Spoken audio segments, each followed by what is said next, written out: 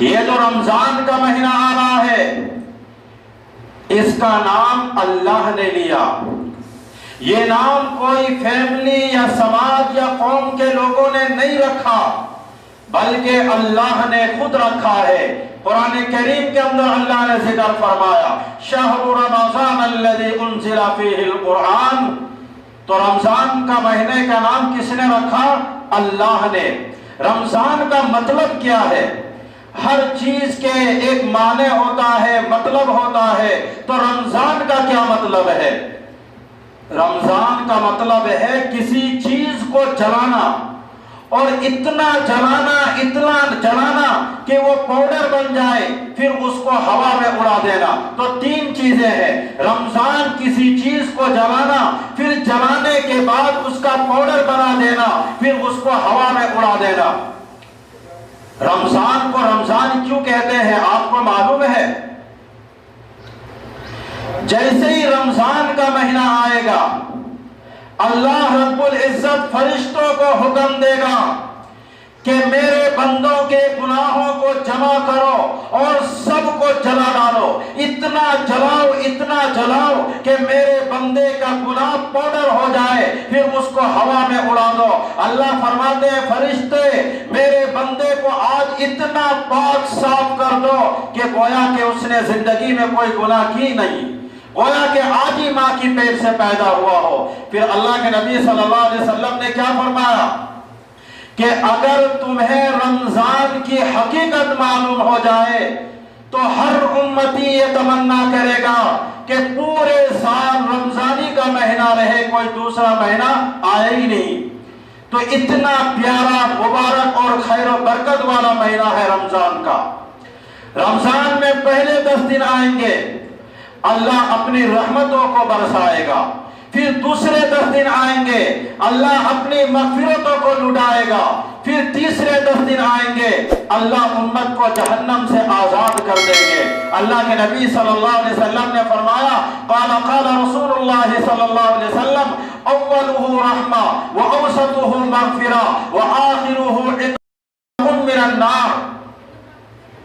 ہمارے آقا جناب محمد رسول اللہ صلی اللہ علیہ وسلم فرماتے ہیں کہ رمضان کے پہلے 10 دن آئیں گے تو اللہ اپنی رحمتوں کو لے کر کے آئیں گے، پھر دوسرے 10 دن آئیں گے اللہ مغفرتوں کا پیغام لے کر کے آئیں گے، پھر تیسرے 10 دن آئیں گے، اللہ فرماتا ہے رمضان کا مبارک مہینہ آیا ہے اور میرے آخری نبی کے آخری امت اور یہ عشرہ بھی آخری ہے۔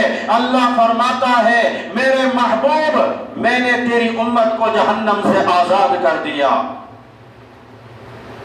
تو کون کون یہ چاہتا ہے کہ میرا ہر روزہ اللہ کے دربار میں قبول ہو جائے؟ جو بھی بندہ چاہتا ہے کہ میرا ہر روزہ اللہ کے دربار میں قبول ہو تو وہ 5 کام ضرور کرے۔ ایک بہت بڑے اللہ کے ولی گزرے ہیں، خواجہ حسن بصری رحمت اللہ علیہ، وہ فرماتے ہیں کہ یہ 5 کام رمضان میں کر لے، اللہ ہر روزہ کو قبول کرے گا، اور جس کا روزہ قبول ہو گیا اللہ بغیر حساب و کتاب کے جنت میں داخل کر دے گا۔ وہ 5 کام کیا ہے؟ پہلا کام رمضان کا استقبال توبہ و استغفار کے ساتھ کریں۔ دوسرا کام رمضان میں کچھ عبادات بڑھ جائیں گے، تراویح ہے، رمضان کے روزے ہیں، صدقۃ الفطر ہے، اعتکاف ہے، تراویح کی نماز ہے، ان کے جو مسائل ہیں وہ آپ جاننے اور سیکھنے کی کوشش کریں۔ اور تیسرا کام رمضان کا یہ مبارک مہینہ اللہ رب العزت کی طرف سے ایک عظیم اور بڑا تحفہ ہے، تو اس مہینہ کی آپ ناقدری نہ کریں، اس مہینے میں کسی قسم کے گناہ کا کام نہ کریں۔ छोटे से लेकर बड़े गुनाह तक आप अपने आप को बचाने की कोशिश में लगे रहे। इस मुबारक महीने में कुरान करीम की तिलावत ज्यादा से ज्यादा करें, जिक्र और अज़कार में अपने आप को लगाए रखें और तस्बीह फातिमी का विर्द करें और दरूद शरीफ कसरत से पढ़ा करें, कलिमा तय्यबा का विर्द करें और ज्यादा से ज्यादा अल्लाह के सामने हाथ उठाकर रोए, गिड़गिड़ाए। इस एतबार से, इस तरीके से रमजान के महीने की कदर करें और जहां तक मुमकिन हो सके रमजान के महीने में मोबाइल का इस्तेमाल कम कर दें। मोबाइल की जगह आप कुरान करीम की तिलावत करें। मोबाइल में जितना आप वक्त देते हो इससे ज्यादा रमजान में आप कुरान करीम की तिलावत के लिए वक्त दिया करो। जिक्र और अज़कार में वक्त दो, तस्बीह फातिमी में वक्त दो, कलिमा तय्यबा के विर्द में वक्त दो और दुआ में अपने आप को ज्यादा से ज्यादा लगाए रखो। और चौथा काम है कि अगर माँ बाप नाराज है तो उसको रमजान से पहले पहले राजी कर ले। और पांचवा काम है, अगर इस दिल में किसी के लिए नफरत है, बुग़्ज़ है, कीना है, दुश्मनी है, अदावत है, तो मुकद्दस महीना आने से पहले पहले इस दिल को पाक साफ कर ले। अगर किसी ने ये 5 काम कर लिया अल्लाह रब्बुल इज्जत उसके हर रोजा को कबूल करेगा। तो रमजान के रोजा हम इसलिए रखते हैं ताकि अल्लाह रब्बुल इज्जत हमें तकवा की दौलत अता फरमाए। इसीलिए अल्लाह ने हमें रोजे रखने का हुक्म दिया। आप ही बताएं, आप ही सोचें कि हम भूखे रहेंगे, अल्लाह को क्या मिलेगा? हम 30 दिन भूखे प्यासे रहेंगे, अल्लाह को कोई फायदा हुआ या अल्लाह को कुछ मिला? अगर पूरी दुनिया के लोग रोजे रख लें तो क्या अल्लाह की इज्जत बढ़ेगी? नहीं। अगर नहीं रखे तो क्या अल्लाह की इज्जत में कोई कमी आएगी? नहीं आएगी। तो फिर अल्लाह ने हमें रोजे रखने का हुक्म क्यों दिया? हालांकि रोजा रखना बहुत मुश्किल काम है और वो भी सख्त गर्मी का रोजा, जबकि दोपहर के वक्त प्यास की शिद्दत होती है, ठंडा पानी मशरूबात हमारे घरों में मौजूद होता है, लेकिन दिल चाहता है कि हम पूरा के पूरा पी लें। लेकिन अल्लाह कहता है कि मेरे बंदे, ये मेरा कानून है कि तुम ना खा सकते हो ना पी सकते हो। हम अल्लाह से पूछते हैं कि मेरे रब, हम क्यों नहीं पी सकते, हम क्यों नहीं खा सकते? अल्लाह ने जवाब दिया, या अय्युहल्लज़ीना आमनू कुतिबा अलैकुमुस्सियाम कमा कुतिबा अलल्लज़ीना मिन क़ब्लिकुम लअल्लकुम तत्तक़ून। ए ईमान वाले, तुम पर रोजे फर्ज किए गए जैसे पहली उम्मतों पर फर्ज किए गए थे। रोजा रखने का मकसद क्या है? अल्लाह रोजा रखने का मकसद क्या है? अल्लाह फरमाते हैं, मेरे बंदे, रोजे रखने का मकसद है लअल्लकुम तत्तक़ून, तुम्हारे अंदर तकवा पैदा हो जाए। इसलिए अल्लाह ने रोजे रखने का हुक्म दिया। एक हदीस जिक्र करता हूं।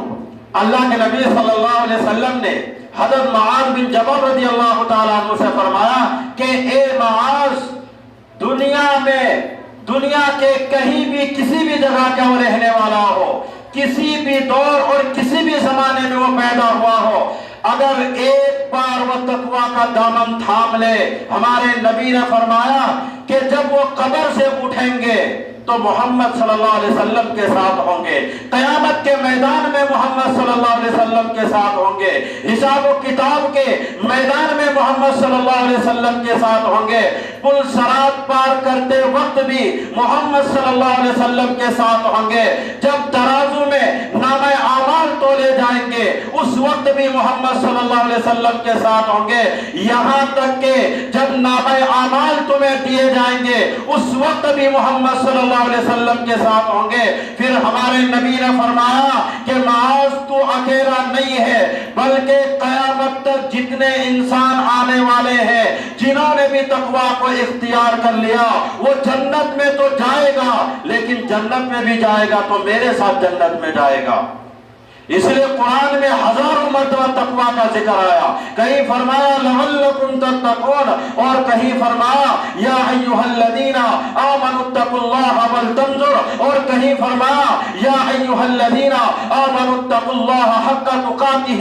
اے ایمان والو، اپنے اندر تقویٰ پیدا کرو، اپنے دل میں اپنے اندر اللہ کا ڈر اور اللہ کا خوف پیدا کرو. جیسے اللہ سے ڈرنے کا حق ہے، کیا اللہ سے ڈرنے کا حق یہی ہے کہ دل میں ہمارا کینہ ہو، دل میں بغض ہو، عداوت ہو، دشمنی ہو، مقدس مہینہ آ جائے حرام کھانا بند نہ کرے، رشوت لینا بند نہ کرے، سود لینا بند نہ کرے، جھوٹ بولنا بند نہ کرے، غیبت کرنا بند نہ کرے، چغلی کرنا بند نہ کرے؟ کیا یہی اللہ سے ڈرنے کا حق ہے؟ نہیں، بلکہ اللہ سے ڈرنے کا حق یہ ہے کہ یہ دل ہمیشہ ہر انسان کے لیے پاک ہو، ہمیشہ یہ دل ہر انسان کے لیے صاف ہو، ہمیشہ ہمارا لقمہ حلال کا ہو، کسی کے لیے غیبت نہیں، چغلی نہیں، رشوت نہیں، حرام کام چھوڑ دو. یہ ہے اللہ کا ڈر. تقویٰ کا مطلب یہ ہے کہ ہمارے سامنے گناہ ہے، طاقت ہے، قوت ہے، کر سکتے ہیں، لیکن اللہ کے ڈر اور اللہ کے خوف سے رک جانا کہ اللہ ہم سے ناراض ہو جائیں گے. کوئی دیکھے یا نہ دیکھے لیکن میرا رب دیکھ رہا ہے. اگر وہ اس گناہ کو چھوڑ دیا تو اللہ کہتا ہے میرا بندہ گناہ سے رک گیا، تقویٰ بھی نصیب ہو گیا، میں نے روزہ بھی قبول کر لیا. اور فرماتے ہیں میں نے صرف روزہ قبول نہیں کیا بلکہ ساتھ ساتھ جنت کا بھی فیصلہ کر دیا. 30واں پارہ کے اندر اللہ نے ذکر فرمایا وَأَمَّا مَنْ خَافَ مَقَامَ رَبِّهِ وَنَهَى النَّفْسَ عَنِ الْهَوَىٰ فَإِنَّ الْجَنَّةَ هِيَ الْمَأْوَىٰ. اللہ خود کہہ رہے ہیں فَإِنَّ الْجَنَّةَ هِيَ الْمَأْوَىٰ. اللہ فرماتے ہیں گناہ سامنے ہے، گناہ کرنے کی طاقت ہے، قوت ہے، ہمت ہے، کوئی دیکھنے والا نہیں، کوئی روکنے والا نہیں، کوئی ٹوکنے والا نہیں، لیکن دل میں خیال آیا کوئی دیکھے یا نہ دیکھے لیکن میرا رب دیکھ رہا ہے اور وہ اس گناہ سے بچ گیا. اسی کا نام تقویٰ ہے. آپ بازار میں گئے، آپ کے سامنے خوبصورت لڑکی کھڑی ہو گئی، خوبصورت عورت کھڑی ہو گئی، آپ کے لیے دیکھنا جائز نہیں ہے. وہ عورت گئی ہے بازار اپنی ضرورت کی وجہ سے. ایسی صورت میں بھی اگر کوئی اللہ سے ڈرتے ہوئے رک گئے، اللہ فرماتے ہیں میرا بندہ بد نظری سے بچ گیا، گناہ سے بچ گیا، تقویٰ بھی عطا کر دیا، روزہ بھی قبول کر لیا اور جنت کا بھی فیصلہ کر دیا. یہ صرف 2 مثال ہے، ورنہ تو تقویٰ بہت جگہ پہ آ سکتا ہے. مثال کے طور پر آپ کے اور میرے جیب میں بھی کیا پڑا ہوا ہے؟ Smart phone. اس میں آپ کیا کرتے ہیں؟ میں آپ کو بتاتا ہوں. کسی کی پیٹھ پیچھے برائی بیان کرنا ہے تو موبائل پر، کسی کی چغلی کرنا ہے موبائل پر، کسی کی غیبت کرنا ہے موبائل پر، کسی پر الزام لگانا ہے موبائل پر، کسی پر تہمت لگانا ہے موبائل پر، زنا کرنا ہے موبائل پر، جوا کھیلنا ہے موبائل پر، کسی کو بدنام کرنا ہے سوشل میڈیا پر تو موبائل پر. یہ موبائل نہیں بلکہ جہنم کا ایک ٹکڑا ہے. جس کو دیکھو موبائل پر. آپ گھر میں گئے، جوان بیٹے موبائل دیکھ رہا ہے، بیٹی کے کمرے پر گئے وہ موبائل دیکھ رہی ہے، بیوی کے پاس گئے وہ موبائل دیکھ رہی ہے.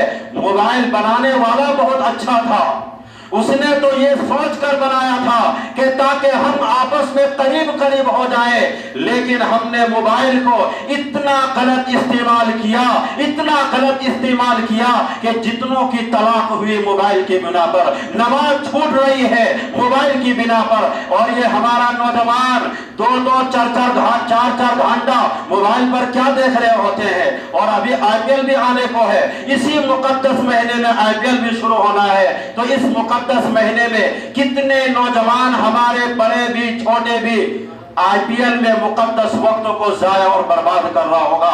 تو اس موبائل نے کتنوں کی زندگی برباد کرتی ہے اور کتنوں کی آخرت برباد ہو چکی ہے. اللہ کے نبی نے کیا فرمایا کہ قیامت کے دن جہنم میں سب سے زیادہ لوگ جائیں گے اپنی زبان کی وجہ سے.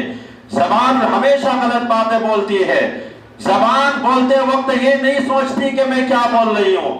تو اللہ کے نبی نے کیا فرمایا کہ قیامت کے دن سب سے زیادہ جو جہنم میں لوگ جائیں گے जबान की वजह से।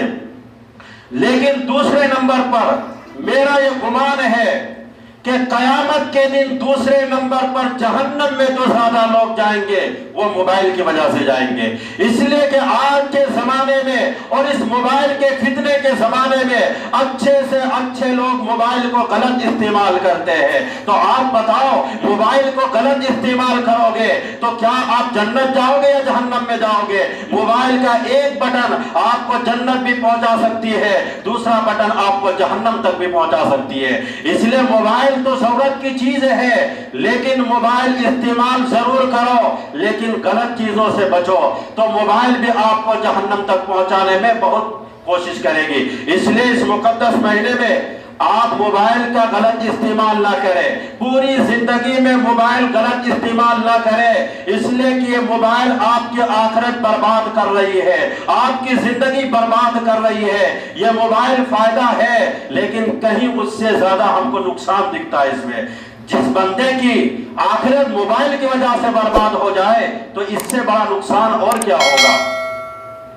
तो रमजान के मुकद्दस महीने में मोबाइल कम करें, कुरान करीम की तिलावत ज्यादा करें, तौबा इस्तिगफार में अपने आप को लगाए, दुआ करें, दरूद शरीफ की कसरत करें, जहां तक हो सके आप इन आमाल में अपने आप को लगाए रखें।